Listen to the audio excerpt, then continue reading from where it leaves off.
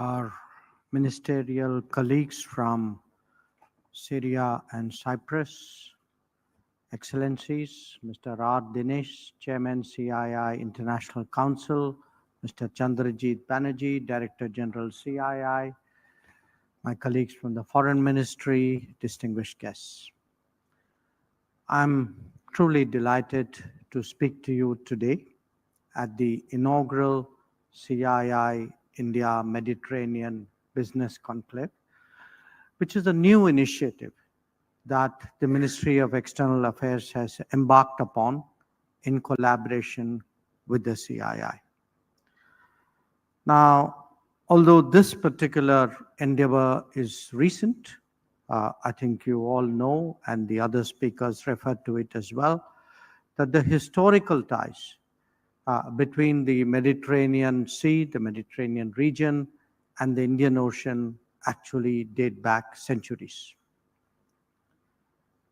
Historically, the ports and maritime routes in the Mediterranean region significantly facilitated trade between the East and the West. Indian merchants and traders have for centuries traveled along the land and maritime routes, trading goods, be it spices or textiles or precious stones, with their counterparts in the Mediterranean and beyond. These interactions have not only transported goods, but actually were a vehicle for also moving ideas and even culture. The opening of the Suez Canal was in fact a modern reaffirmation of this very pathway, this historical pathway. And today, we aim to reinforce and revitalize these very connections, because what the Mediterranean does is it helps really in helping to link the Atlantic with the Indo-Pacific. The task before us, in many ways you can say, is actually to make history work positively for us in a contemporary era. India's relationship with countries of this region has progressed in recent years, and you can see that especially as the Indian economy itself gathered greater momentum. I believe our trade levels had reached $77.89 billion last year. In fact, I think it was about $10 billion, $8-9 billion higher the previous year. And we have promoted investments in critical sectors, including infrastructure, energy, and technology. The strategic location of the Mediterranean, which has approximately 600 ports, and actually accounts for it, facilitates, it services 25% of the global seaborne trade. It establishes the Mediterranean as a crucial hub. India, for its part, plays an equally vital role in the Indo-Pacific, because it is India which in many ways extends the Indo-Pacific's reach further westwards. So given the location and the centrality of the Mediterranean and that of India, the levels of activity there, it makes eminent sense to connect the two of them, and that is why all of us are gathered here today. Now, in this context, the announcement of the India, Middle East, Europe Economic Corridor, IMEC, at the G20 summit last year in New Delhi, it has actually opened up many new promising perspectives. IMEC aims to become a cornerstone of global connectivity that would provide a robust framework for boosting trade and other flows across critical regions. By integrating innovative logistics and sustainable practices, it holds the potential to significantly contribute to both growth and resilience.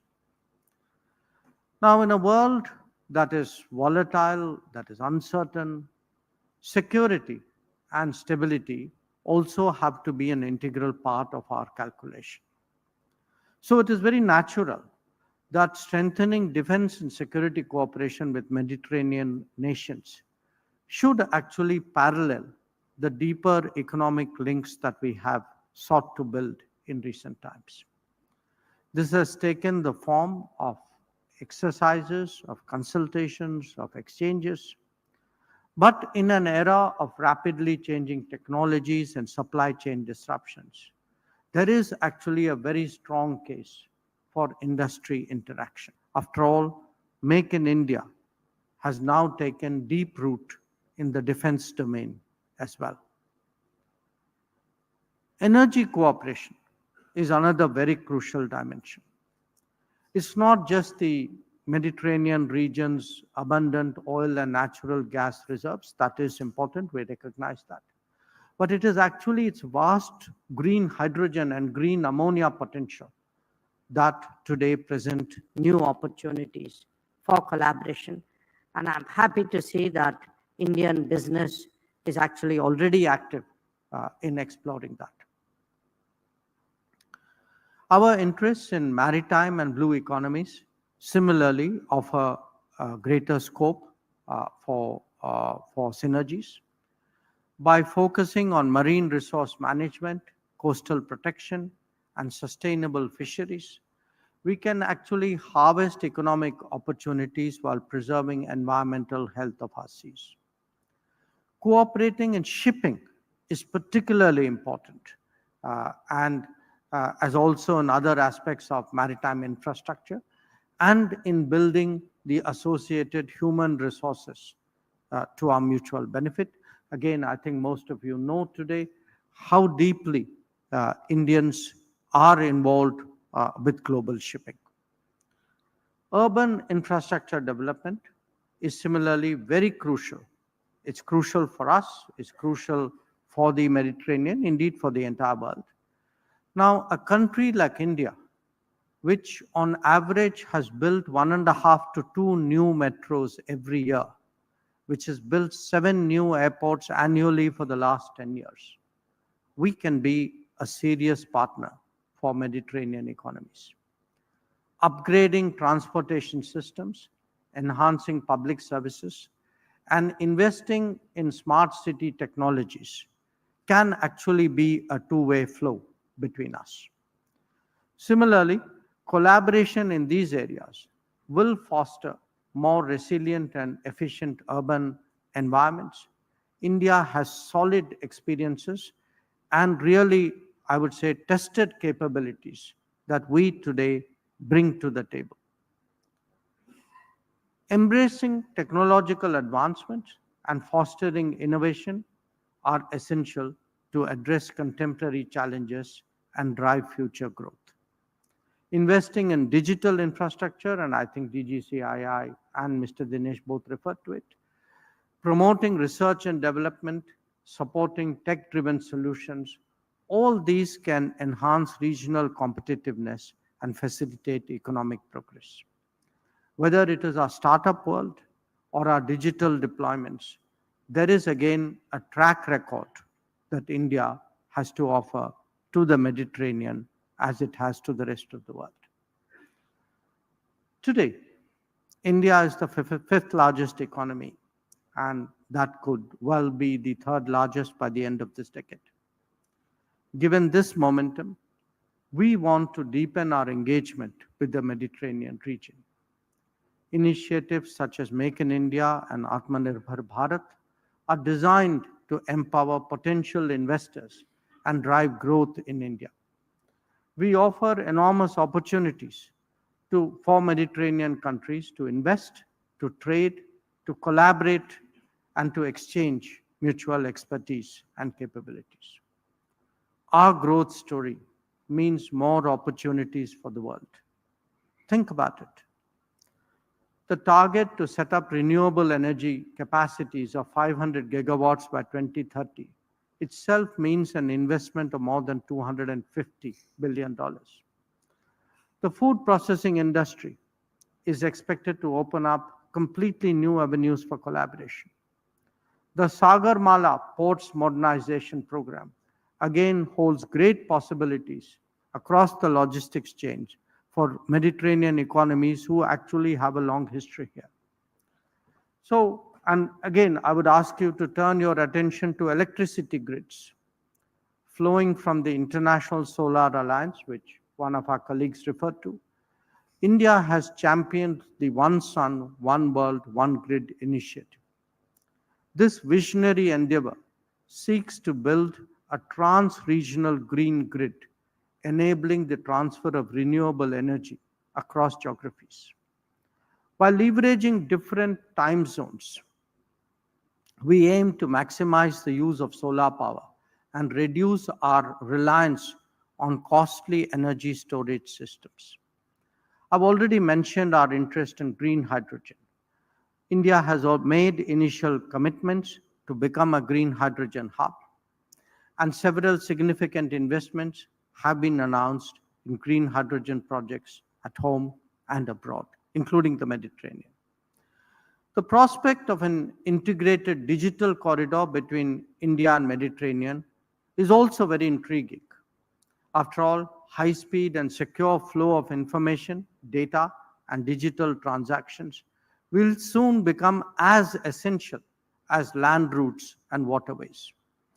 India is well positioned to contribute to developing key digital infrastructure, including undersea cables, data cables, advanced telecommunications networks, and a robust digital payment ecosystem.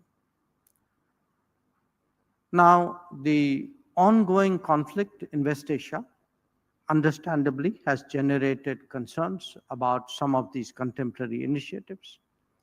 Disruptions in crucial shipping routes that have increased shipping costs and even necessitated the rerouting of trade flows.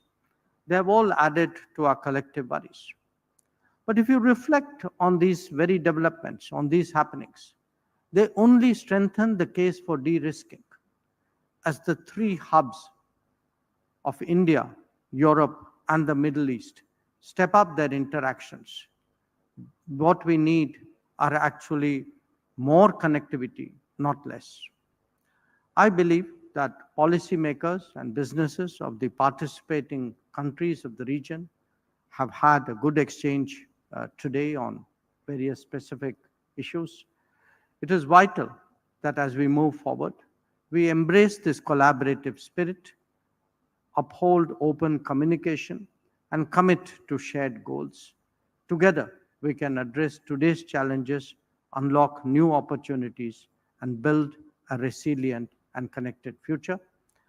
I'm happy to witness such a strong turnout on what has really been a first initiative to see so many faces from the Mediterranean. It is equally exciting for us to see that Indian businesses have also responded with the same spirit. So let me wish you all success in your endeavors. I thank Team CII, I thank Team MEA for organizing this event, and I'm very confident that this conclave will grow from strength to strength. Thank you for your attention. Thank you so much, sir. For a group photograph, sir, if you can kindly remain on stage. May I request dignitaries from the table, His Excellency Dr. Damiano, Deputy Minister from Cyprus, Her Excellency Rana Ahmed, Syria Republic, Deputy Minister from Syria Republic, Mr. R. Dinesh, Chairman CII International Council, Mr. Chandrajit Banerjee, to please come up on the stage for a group photograph.